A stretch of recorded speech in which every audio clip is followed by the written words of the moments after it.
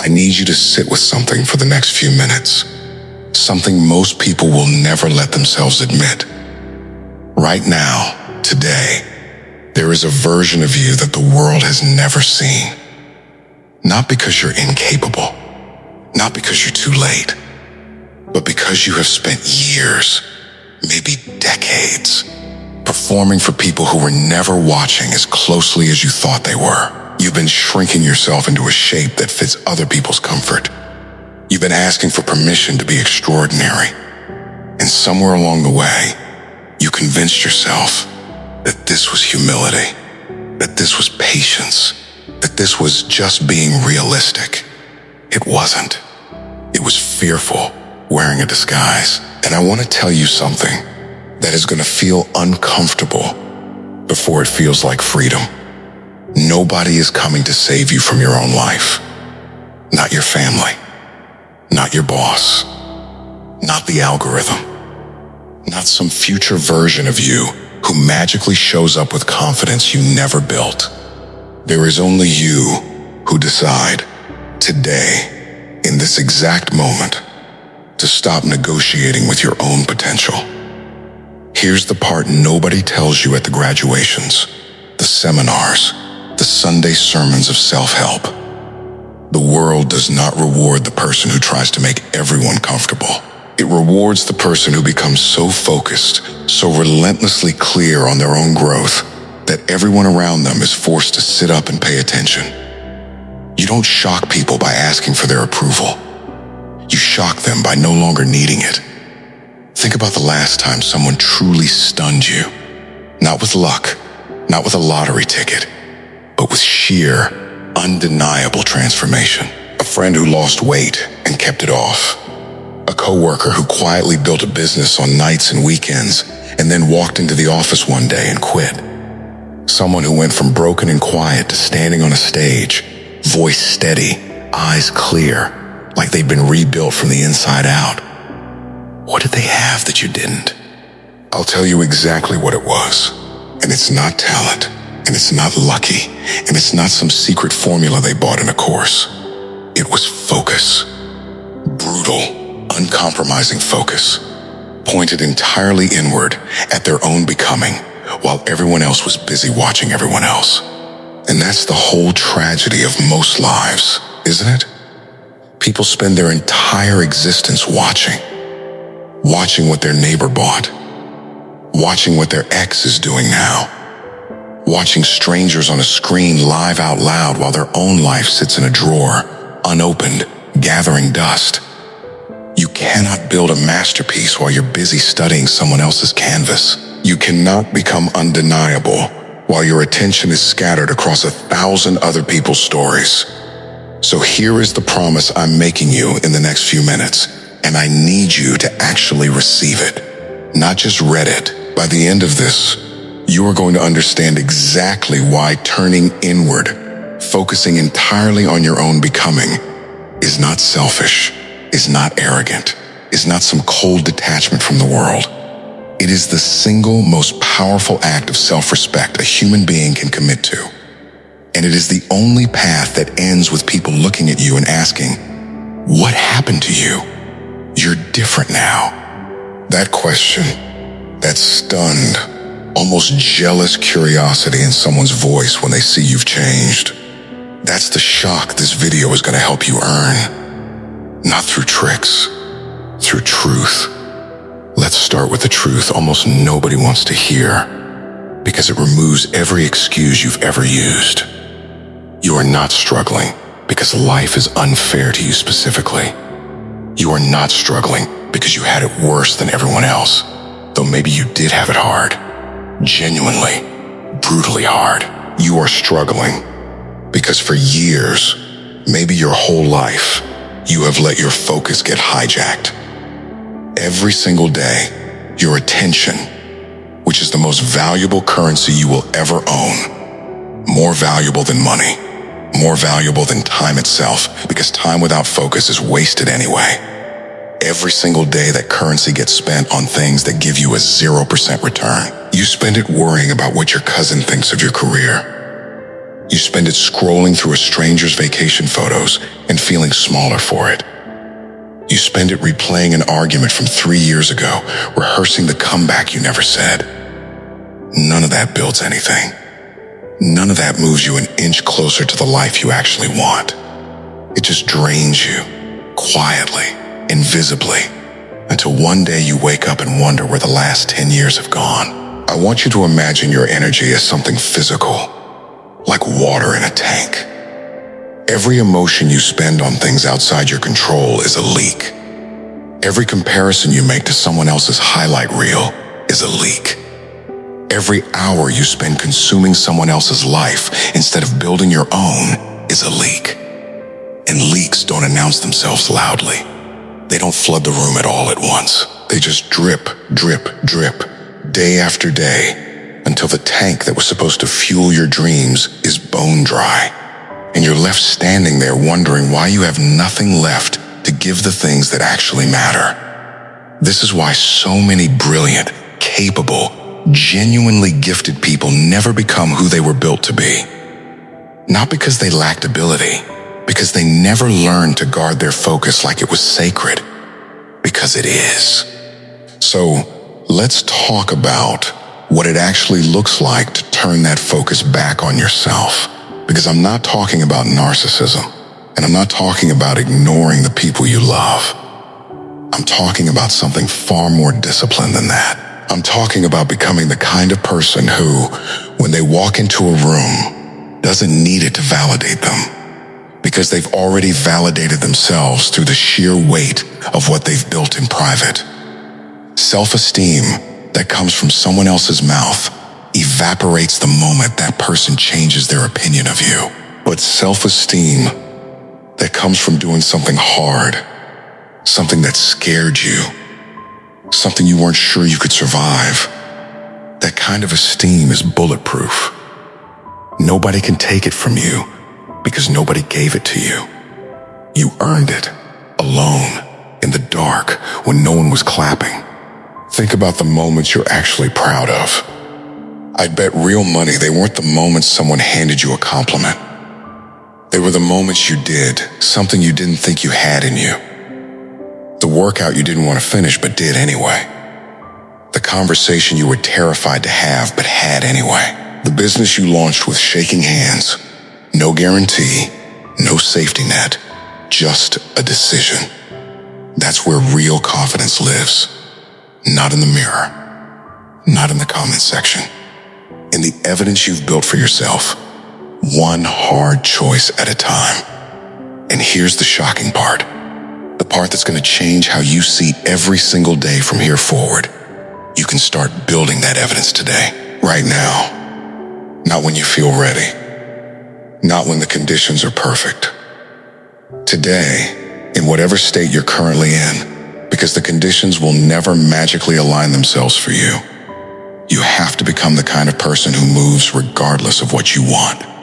Now, I want to take you somewhere deeper, because focus alone isn't the whole story. It's what you focus on that determines everything.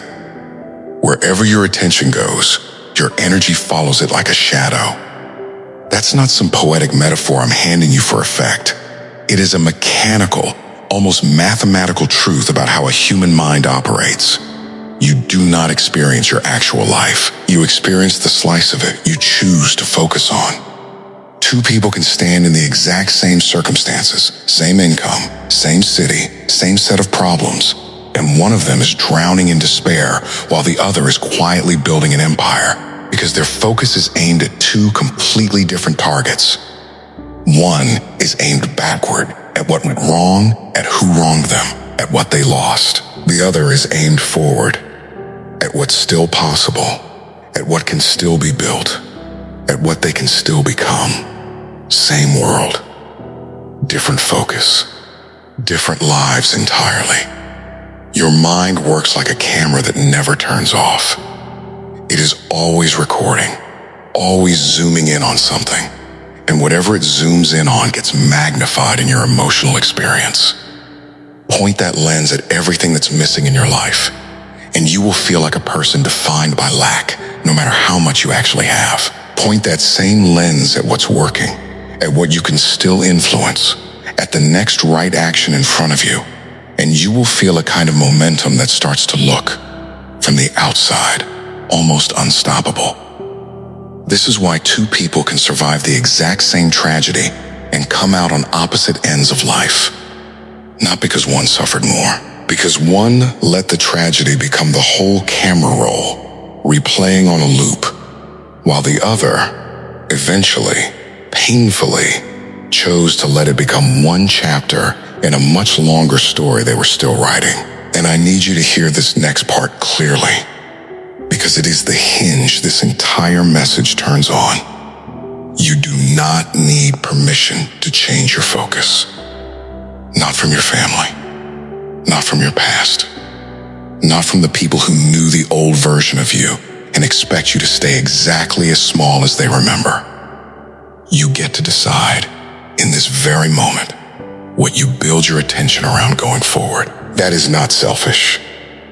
That is the most responsible thing you will ever do, because everyone in your life, your children if you have them, your partner, your parents, your future self who is watching you right now through the lens of time, everyone benefits when you finally stop bleeding your energy into things you cannot control and start pouring it into the one thing you actually can, your own becoming.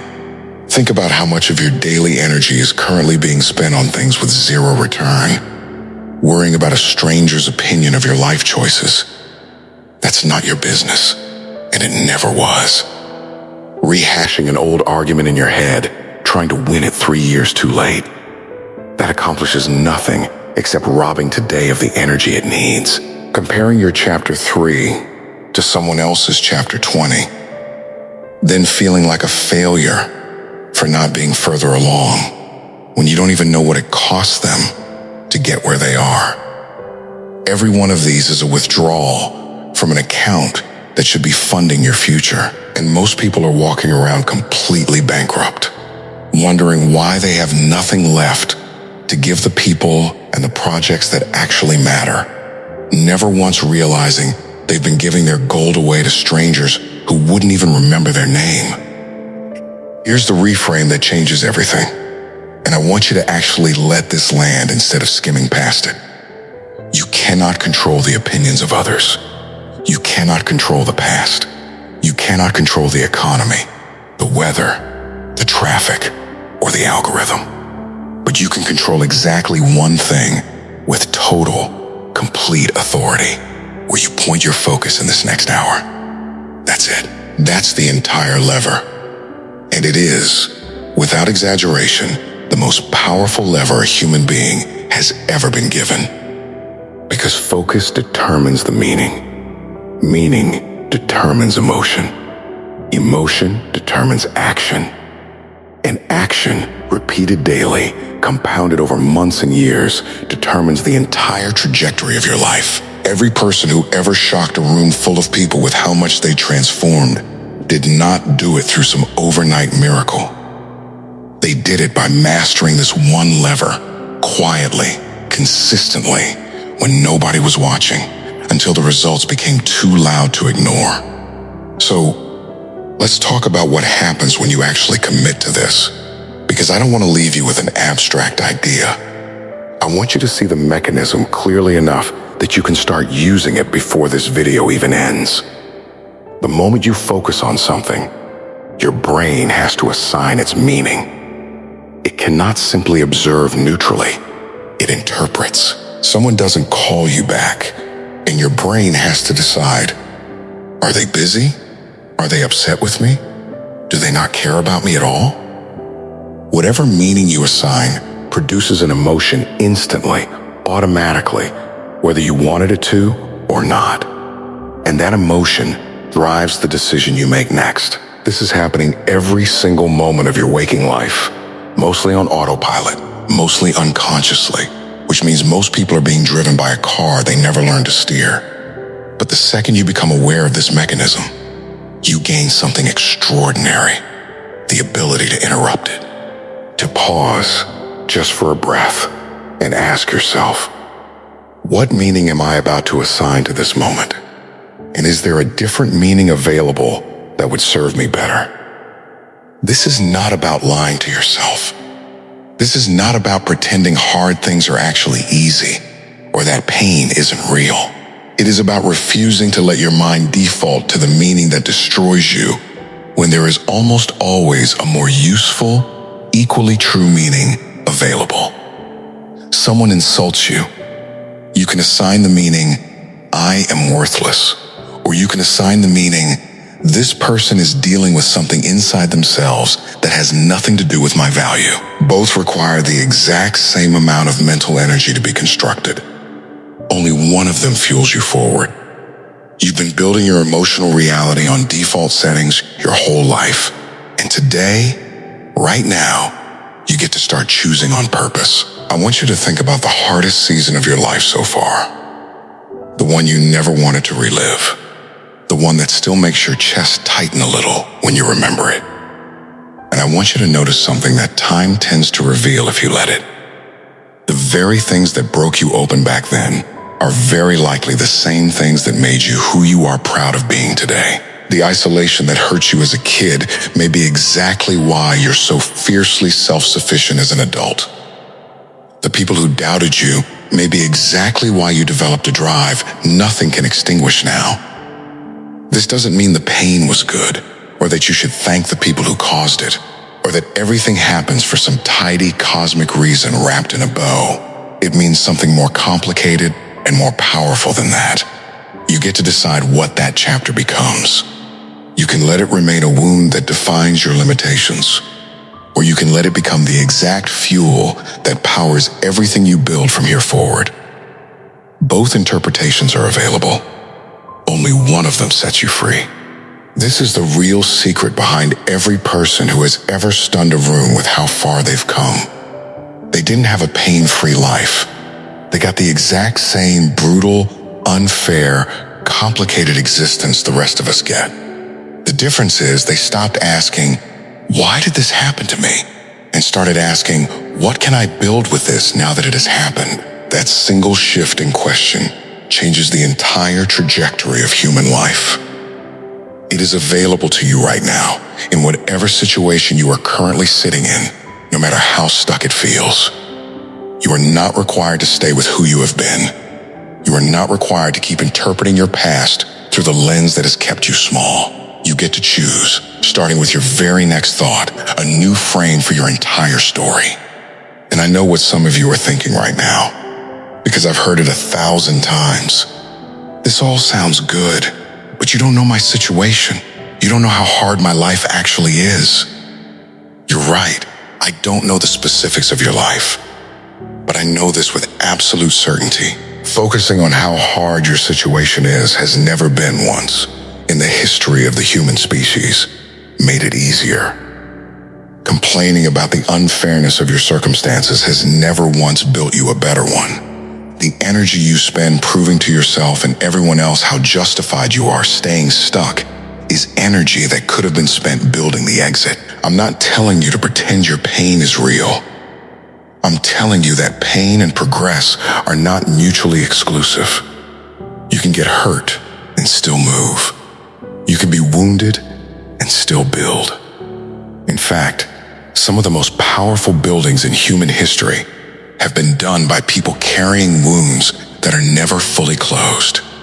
The wound didn't disqualify them. It fueled them once they stopped feeding it and started feeding their future instead.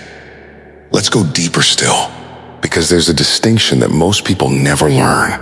And once you understand it, you'll see it everywhere in your own life. There are two completely different engines that can drive a human being forward. The first is what I'd call push motivation, the kind fueled by anger, by fear, by the need to prove someone wrong, by the whisper in the back of your mind that says, what if I fail? Push motivation can absolutely get you moving. It can even get you pretty far, but it has a ceiling, because willpower, no matter how strong yours is a finite resource. You will burn out. You will hit a wall where the anger runs dry and the fear stops being enough.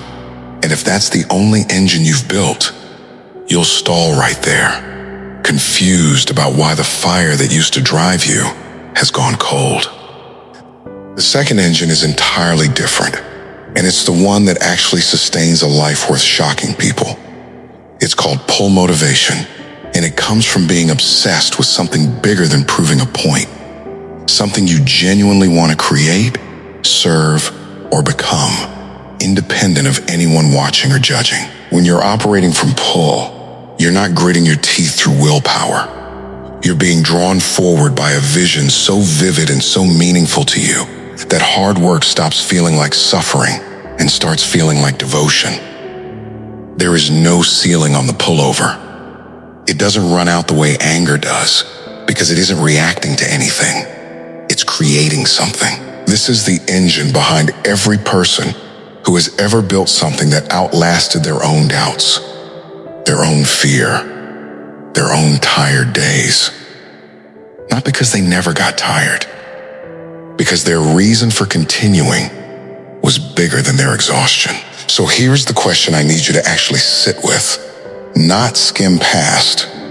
What is the thing you care about more than you care about your own comfort right now? Because the moment you find that answer, and I mean truly find it, not the socially acceptable version you tell people at dinner parties, but the raw, honest thing that makes your chest tighten when you imagine actually pursuing it, the moment you find that, your entire relationship with effort changes. You stop needing to be forced into discipline. You start being pulled into it. And that pull, sustained day after day, is what eventually produces the kind of transformation that leaves people staring at you, genuinely stunned, asking what on earth happened to you. Because the person standing in front of them now bears almost no resemblance to the person they used to know. This is where the shock actually comes from, and I want to make sure you understand this before we go any further, because it's the part people misunderstand the most. Shock isn't a strategy. It isn't something you engineer to make people jealous or impressed. It is simply the natural, inevitable side effect of a human being who finally stopped negotiating with their own potential. When you focus entirely inward on your own growth, your own discipline, your own healing, your own becoming, people notice. They can't help it. Because most people are running on the same tired script, the same excuses, the same comfortable mediocrity. And when someone in their orbit suddenly breaks that pattern, it registers almost unnatural. It makes people uncomfortable in the best possible way. Because your transformation becomes evidence against every excuse they've been telling themselves. That's not something you have to manufacture. That's simply what happens when a person gets serious about their own life. I want you to picture it clearly, because I think most people underestimate how close they actually are to this version of themselves. Picture walking into a room 6 months from now, a year from now, having done the quiet work nobody saw. Picture the way people's eyes change when they look at you. That flicker of recognition followed by confusion, because something about you doesn't match their memory anymore. Picture the conversation where someone finally asks, almost hesitantly, "What happened to you? You seem different." And picture yourself, calm, grounded, not needing to explain yourself or defend the change, simply saying, "I stopped waiting." That moment is available to you, not through luck, through the decision you're making right now, at this exact minute, to finally turn your focus to where it belongs. We are just getting started, and there is so much more I need to walk you through, because understanding this truth is only the first step. The real transformation happens in how you apply it, day after day, especially on the days you don't feel like it. In the next part of this, I'm going to show you exactly how to rebuild your focus from the ground up, how to protect your energy like it's the most valuable resource you own, because it is, and how to become the kind of person whose mere presence changes the temperature of a room, not because you demand it, but because you've quietly, relentlessly become undeniable. Stay with me. All right, enough talking about the mindset. Let's talk about the work, because a shift in perspective without action is just a nicer way of staying stuck. You can understand every single thing I just told you, nod along, feel the chills, and still wake up tomorrow doing exactly what you did yesterday. Understanding is not transformation. Repetition is transformation. And repetition, real repetition, the kind that actually rebuilds a person from the inside out, does not look glamorous. It does not look like the highlight reel. It looks like showing up to something on a Tuesday night when you're exhausted, when nobody's watching, when there's no camera, no applause, no proof that any of it is working yet, and doing it anyway. That's the whole game. Everything else is commentary. Here's what nobody tells you about the grind. It is not a dramatic leap. It is not a single decision made once in a blaze of motivation that carries you the rest of the way. It is 1,000 small, unremarkable choices made on repeat, most of them invisible to anyone but you. It's getting up 11 minutes earlier than you want to. It's saying no to the thing that feels good right now, because you can already see clearly what it costs you later. It's sitting with discomfort instead of numbing it. Nobody claps for that. Nobody posts about the version of you that chose the harder, quieter path on an ordinary Wednesday. But that Wednesday is where the entire transformation actually gets built. The stage moment, if it ever comes, is just the receipt. I want you to picture the person you're about to become, and I want you to picture them honestly, not as some finished, glowing, effortless version of success, but as someone who is, right now, in this exact stretch of time, covered in sweat that nobody will ever see. Picture the early mornings where your body begs you to stay under the blanket and you get up anyway.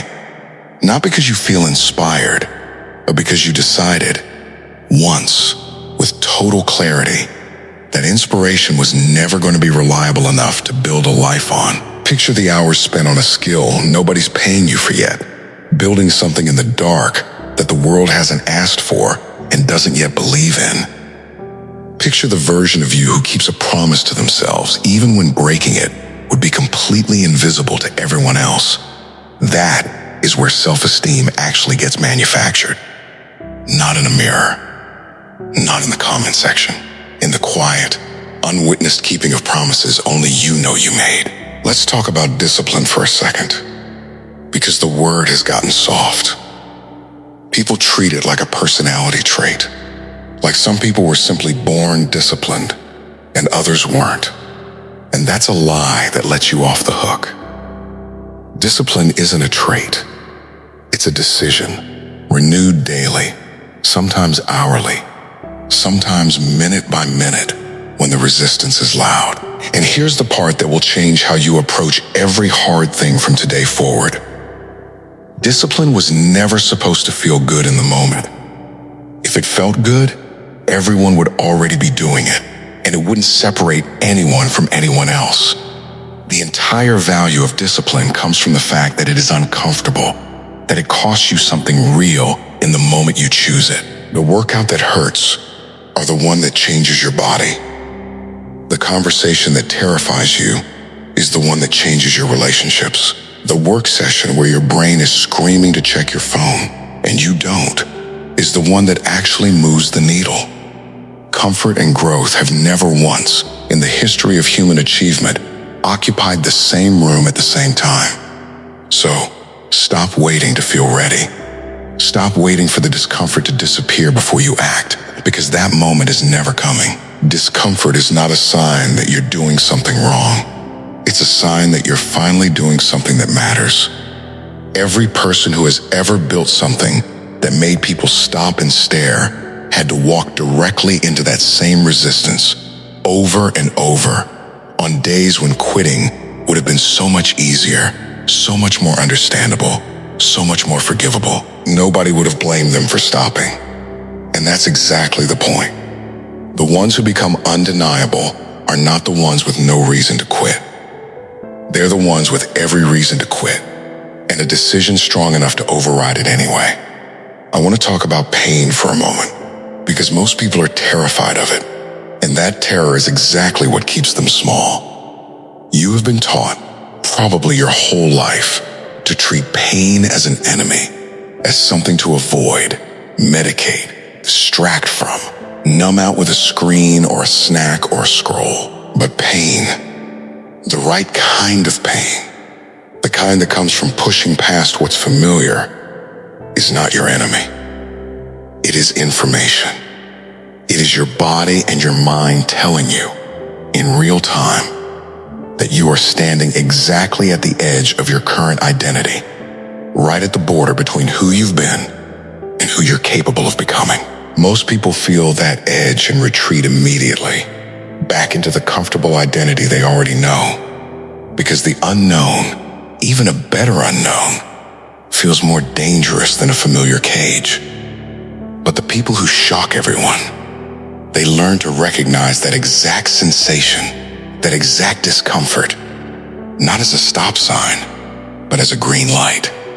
They learn to lean onto the edge instead of running from it, because they understood something most people never do everything you currently consider normal was, at some point, uncomfortable enough to make you want to quit. Let me tell you what real resilience actually looks like, because it's not what the posters make it out to be. It's not some unshakable warrior who never doubts themselves, never cries in their car, never wonders if they're wasting their time. Real resilience is a person who has every single one of those moments, who sits in their car after a brutal day and genuinely questions whether any of this is worth it, who lies awake at 2 a.m. running through every reason it might not work, and who still, despite all of that, gets up the next morning and does the work anyway. Resilience isn't the absence of doubt. It's the refusal to let doubt make your decisions for you. Doubt is allowed to show up. Doubt is not allowed to drive. Here's something I need you to understand about setbacks, because you are going to have them, and how you interpret them will determine everything. A setback is not proof that you were wrong to try. A setback is data. It's your only honest feedback on what needs to be adjusted. The people who eventually build something that shocks everyone around them are not the ones who never fail. They are the ones who failed faster, more often, and more usefully than everyone else, because they treated every collapse as information instead of identity. They didn't fail and concluded, "I am a failure." They failed and asked, "What does this specific result teach me about my approach?" That single reframe, applied consistently, is the difference between someone who quits after the third rejection and someone who's still standing after the 300ths, calm, adjusted, sharper than before, because every single one of those failures got absorbed into their strategy instead of their self-worth. And let's be honest about something else while we're here. Most people don't fail because they lack talent. They fail because they quit exactly one attempt before the version of themselves that would have succeeded was ready to show up. They stop at attempt 40 when the breakthrough was scheduled for attempt 43. Nobody tells you that number in advance. Nobody can. There's no way to know how close you are to the shift, which is exactly why the people who make it are the ones who decided, ahead of time, that quitting simply wasn't going to be an option they entertained, regardless of how long the road turned out to be. They removed the exit door from the building before they even walked in, so that when things got hard, and they always get hard, there was no easier alternative calling their name. There was only forward. Let's talk about strategy, because grit without direction just burns you out in circles. Working hard is not the same as working on the right thing. You can be exhausted and still be moving nowhere if the effort isn't pointed at something specific. So, before you throw yourself into more hustle, more hours, more grinding, ask yourself the question almost nobody asks honestly. What is the actual outcome I am building toward, in specific, concrete terms? Not vague hopes like success or a better life, but something you could describe to a stranger in one clear sentence? Vague goals produce vague effort. Specific goals produce specific action. The people who shock everyone around them are almost never the hardest workers in the room in terms of raw hours. They're the most precise. They know exactly what target they're aiming at. And every single day, they ask themselves one brutally simple question. Does what I'm about to do move me toward that target? Or does it just feel productive while actually going nowhere? This is where most people sabotage themselves without even realizing it. They confuse motion with progress. They stay busy, they check boxes, they fill their calendar, and at the end of the month, nothing meaningful has actually changed because the busyness was aimed at everything except the one thing that mattered. Real strategy means having the discipline to say no to 100 good opportunities so you can say yes to the one that actually matters. It means protecting your time the way a bodyguard protects a client, refusing entry to anything, anyone, any distraction that doesn't directly serve the specific outcome you've committed to. This is uncomfortable because saying no disappoints people. It makes you look, to some, like you're being difficult or unavailable. Let them think about that. The people who eventually build something undeniable are almost always, at some point, called selfish or obsessed by people who were never going to walk the same road anyway. I want you to build what I'd call a non-negotiable list.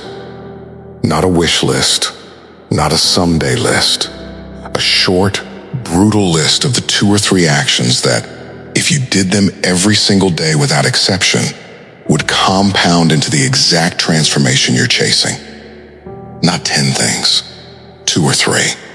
Because the moment you spread your discipline across too many targets, you dilute it into nothing. Pick the few actions that matter most and defend them like your life depends on it.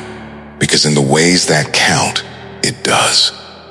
Every day those actions get done is a deposit into a future version of you. Every day they get skipped is a withdrawal you'll eventually have to pay back with interest, in the form of regret, in the form of watching someone else become the version of themselves you gave up on becoming. Let's talk about the days you don't feel like it, because those are the only days that actually matter. Anyone can execute their plan when they're inspired, when the energy is high, when the mood cooperates. That's not discipline. That's convenient. The real proof of who you're becoming happens on the days your motivation has completely evaporated. The days you're tired, discouraged, uncertain, and you do the work anyway. Not because you feel like it, but because you decided in advance, on a clearer day, that feelings were never going to be allowed to run your life. This is the entire secret hiding in plain sight behind every transformation that ever left people stunned. It was never about consistent feeling motivated. It was about building a system so strong that motivation became irrelevant. You don't rise to the level of your goals. You fall to the level of your systems. So, build systems ruthless enough to carry you through the days your feelings would otherwise betray you. I need you to understand something about identity, because this is where lasting change actually gets locked in. You don't change your life by trying to force yourself into new behavior through pure willpower alone, gritting your teeth every single day forever. That approach eventually collapses because willpower is a muscle that fatigues. Real, permanent change happens when the new behavior stops being something you force and starts being something you simply are. There's a massive difference between someone who is trying to eat healthy and someone who has become a healthy person. The first is exhausting, a constant internal negotiation. The second is automatic because the behavior has fused into their identity, and identity shifts through repeated evidence, not through decisions alone. Every single time you follow through on something hard, you're not just producing an outcome, you're casting a vote for the type of person you are becoming. Enough votes, and the identity shifts permanently. You stop being someone who's trying to change and become someone who already has. This is why the early days of any transformation feel so fragile, and why so many people quit right before the shift would have happened. In the beginning, You're fighting your old identity with every single choice. It takes enormous energy because you're going against the grain of who you've been. But if you stay consistent, something remarkable happens somewhere in the middle of the process, quietly, without fanfare. The new behavior stops requiring force. It becomes who you are. The gym stops being a battle and becomes a rhythm. The discipline stops being a struggle and becomes a default.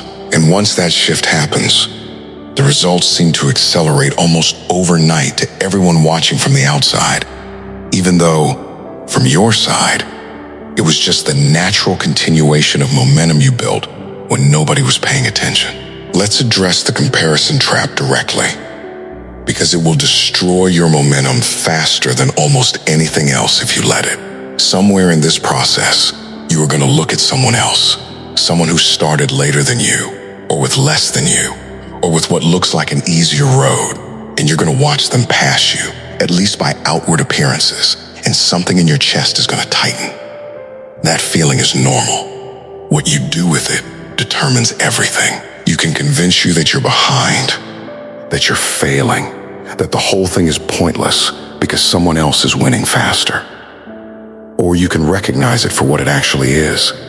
Proof that the path works, evidence that it's possible, information you can study instead of a verdict on your own worth. Nobody's timeline is yours. Nobody's starting line was yours. Comparing your unfinished chapter to someone else's highlight reel is not just unfair to you. It's factually inaccurate because you don't know what they sacrificed camera to get there, and you never will. There's a particular kind of quiet that happens in the middle of real transformation.